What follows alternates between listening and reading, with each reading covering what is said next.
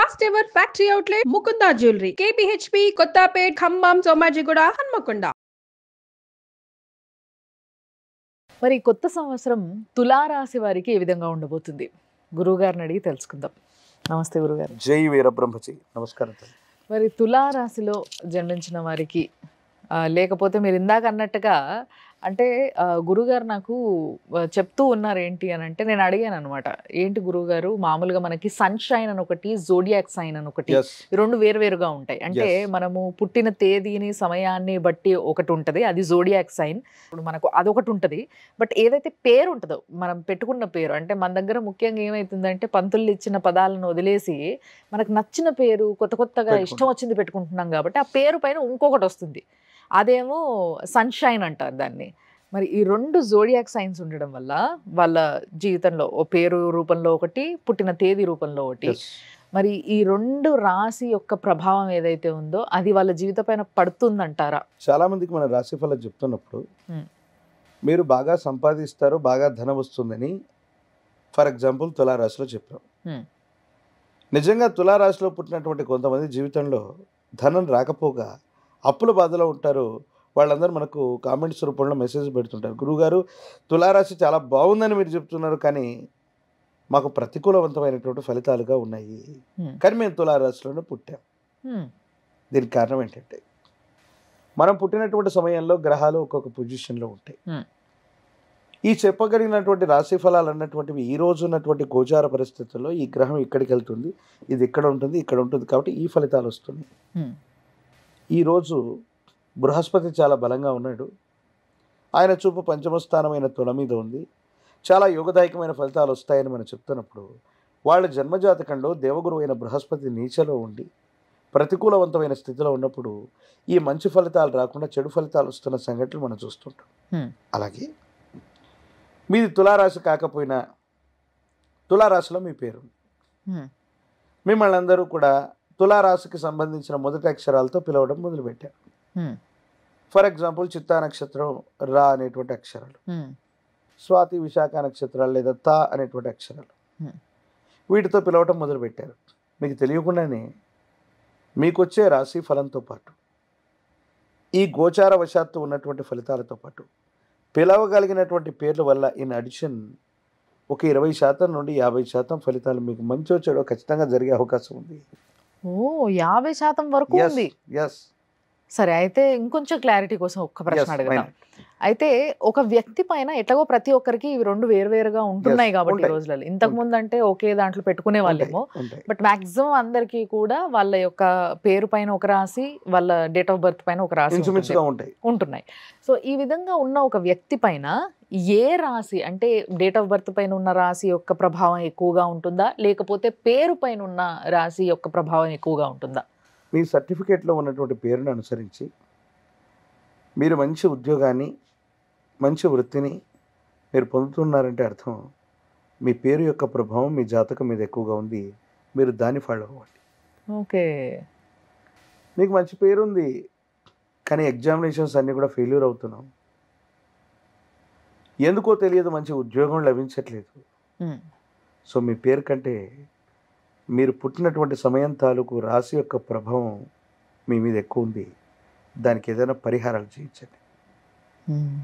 ఎప్పుడైతే జీవన గమనంలో ప్రతికూలవంతమైనటువంటి భావనలు కలుగుతూ ఉన్నాయి, ఇబ్బందులు ఎదురవుతున్నాయి అంటే అర్థం మనం చేసే ప్రయత్నంలో లోపం ఉంది. ఆ లోపం ఏంటంటే మన పేరు అవ్వచ్చు, నామ నక్షత్రం అవ్వచ్చు, లేదా జన్మ నక్షత్రం అవ్వచ్చు. ఈ రెండే కారణమవుతున్నాయి. మీరు ఏ రోజు పుట్టారో, ఏ నక్షత్రంలో పుట్టారో పక్కన పెడితే మీరు రాసినటువంటి ప్రతి టెస్ట్ పాస్ అవుతున్నారు అంటే మీ పేరులో బలం ఉంది. ఓకే, మీ పేరుకు చాలా సులభంగా అవకాశాలు కలిసి వస్తున్నాయి, ఉద్యోగం లభిస్తుంది, లేకపోతే వృత్తి వ్యాపారం చేస్తున్నారు, ఆర్థికంగా బలంగా ఉంటున్నారు అంటే అర్థం ఏంటి? మీ పేరు యొక్క ప్రభావం అన్నటువంటిది రాశి ఫలాన్ని కూడా డామినేట్ చేసేటువంటి పరిస్థితుల్లో. సో దీని యొక్క ప్రభావం అనేటువంటి సమాంతరంగా దానికి ఎక్కువగా ఉంది.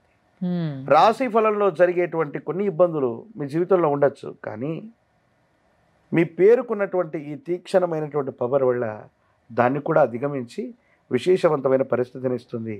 సో మీ జన్మజాతకాన్ని అనుసరించి లేదా మీ పేరును అనుసరించి సర్టిఫికేట్లో ఉన్నటువంటి పేరు మీకు అనేక విజయాలకు కారణమవుతుంటే సర్టిఫికేట్లో ఉన్న పేరునే మీరు ఫాలో అయిపోండి.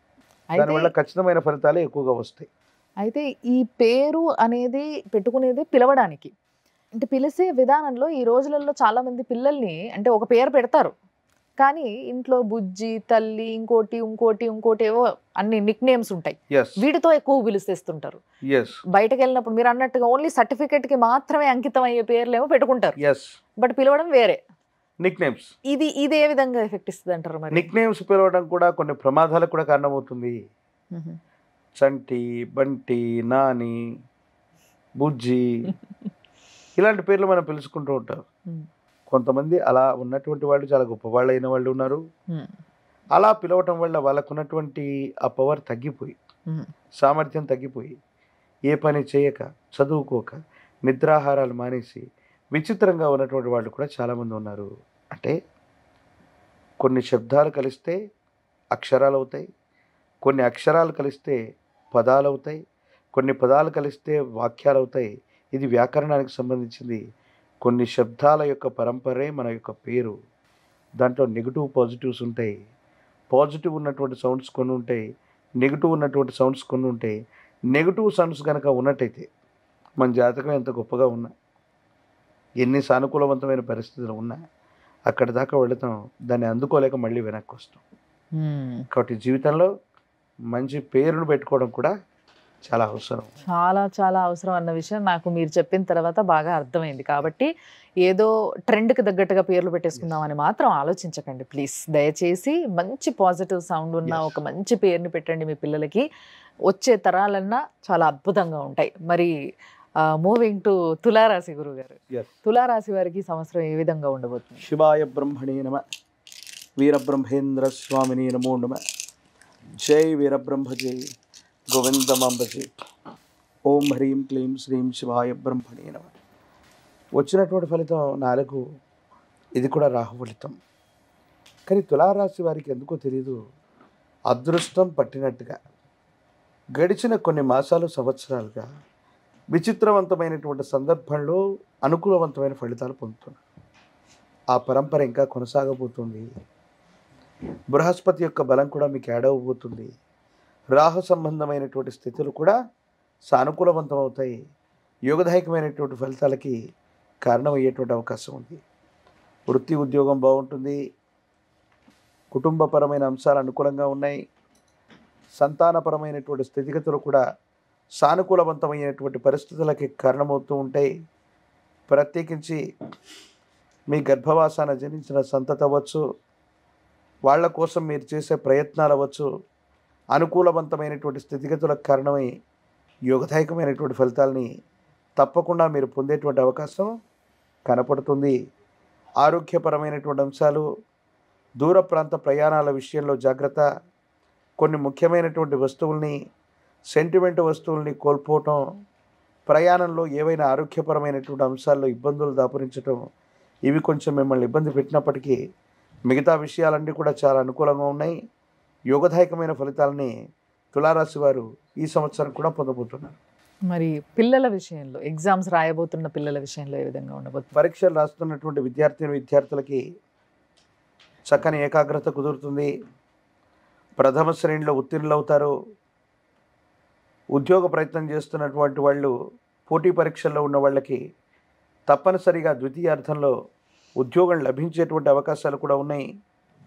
విదేశీ విద్య, దూర ప్రాంత ప్రయాణం ఇలాంటి ప్రయత్నాలు చేస్తున్న విద్యార్థులకి వీసాలు లభిస్తాయి, అనుమతులు లభిస్తాయి. దూర ప్రాంత ప్రయాణానికి ఉన్నటువంటి చిక్కులు, ప్రతిబంధకాలు కూడా తొలగిపోతాయి. పరిస్థితులన్నీ కూడా అనుకూలించేటువంటి సమయంగా దీన్ని మనం భావన చేయొచ్చు. మరి స్త్రీలు ఆరోగ్యపరమైన అంశాల పట్ల మాత్రం జాగ్రత్త. భార్యాభర్తల మధ్య కొన్ని విషయాల్లో అభిప్రాయ భేదాలు పొడచూపెట్టేటువంటి అవకాశం ఉంది. ఎందుకంటే ఇది శుక్రుడి నియంత్రణలో ఉన్నటువంటి రాశి. గురు సంబంధమైనటువంటి వీక్షణ, మరో గ్రహానికి సంబంధించిన స్థితిగతి, భార్యాభర్తల మధ్య బంధానికి సంబంధించిన విషయంలో మాత్రం కొన్ని ఇబ్బందులు, అపోహల, అపార్థాలు, మూడో వ్యక్తి వల్ల, కుటుంబంలో భాగస్వామ్యుల వల్ల ఇబ్బందులు ఎదుర్కొంటారు. భార్యాభర్తల మధ్య కొన్ని చిన్న చిన్న ఇబ్బందులకి, అపోహలకి, అపార్థాలకి కారణమైనటువంటి సంఘటనలు కొన్ని జరిగే అవకాశం ఉంది. కాబట్టి ప్రతి విషయాన్ని కూడా రాజీ మార్గంలో మాట్లాడుకోవటం అనుకూలవంతమైనటువంటి స్థితిగతులకు కారణమవుతుంది. విరామము, విశ్రాంతి లేకుండా ప్రయాణం చేయటం లేదా పని చేయటం వల్ల శరీరం అలసిపోవటం, ఆరోగ్యపరమైనటువంటి అంశాలని మీరు సరిగ్గా పట్టించుకోకపోవటం వల్ల ఉన్న ఫలంగా విశ్రాంతి తీసుకోవాల్సిన పరిస్థితులు వస్తూ ఉంటాయి. కాబట్టి ఆరోగ్యపరమైన అంశాలు, వ్యక్తిగతమైనటువంటి జీవితం, ఈ రెండింటి పట్ల జాగ్రత్తగా ఉండటం చెప్పదగిన సూచన. మరి ఉద్యోగులకి ఏ విధంగా ఉండబోతుంది గురుగారు? ఉద్యోగ సంబంధమైనటువంటి విషయాల్లోని ఉద్యోగులకి అనుకూలంగా ఉంది. ప్రమోషన్స్ లభిస్తాయి, ఇంక్రిమెంట్లు లభిస్తాయి. మీరు చేసేటువంటి పనితీరు ఉన్నత ఉద్యోగులు, పై అధికారుల యొక్క ప్రశంసకి కారణమవటం, మీరు చేసే ప్రయత్నాలు సఫలీకృతమైనటువంటి స్థితిగతులకు కారణమై అనుకూలవంతంగా మారేటువంటి అవకాశం ఉంటుంది. యోగదాయకంగానే ఉంటాయనడంలో ఎటువంటి సందేహం లేదు. మరి తులారాశిలో ఉన్న రాజకీయ నాయకులు కొందరు ఉన్నారు, మరి వాళ్ళకి ఏ విధంగా ఉండబోతుంది ఈ సంవత్సరం? నిజంగా రాజయుగమే నడుస్తుంది వాళ్ళకి. మరిన్ని పదవులు వాళ్ళు చేపట్టగలుగుతారు. కానీ మధ్యలో ఎప్పుడో కొన్ని అపోహలు, అపనిందలు రావటం, అవినీతి సంబంధమైనటువంటి విషయాల్లో ప్రస్తావన రావటం, అధికారుల వల్ల, పై స్థాయి వాళ్ళ వల్ల కొన్ని ఇబ్బందులు కలిగేటువంటి సూచనలు మాత్రమే ఉన్నాయి. ఈ విషయంలో జాగ్రత్తగా తీసుకోగలిగితే మాత్రం రాజకీయ రంగాలు, మీడియా, సినిమా రంగాలకు సంబంధించినటువంటి వాళ్ళ యొక్క జీవన గమనంలో అన్నీ కూడా అనుకూలవంతమైనటువంటి పరిస్థితులు ఉండబోతున్నాయి. కొన్ని విషయాల్లో గతంలో ఎప్పుడో చేసిన పొరపాట్లని ఇప్పుడు మళ్ళీ సవరించుకోవాల్సినటువంటి పరిస్థితి ఏర్పడుతుంది తప్ప మిగతావన్నీ కూడా సానుకూలంగా ఉంటాయనటంలో ఎటువంటి సందేహం లేదు.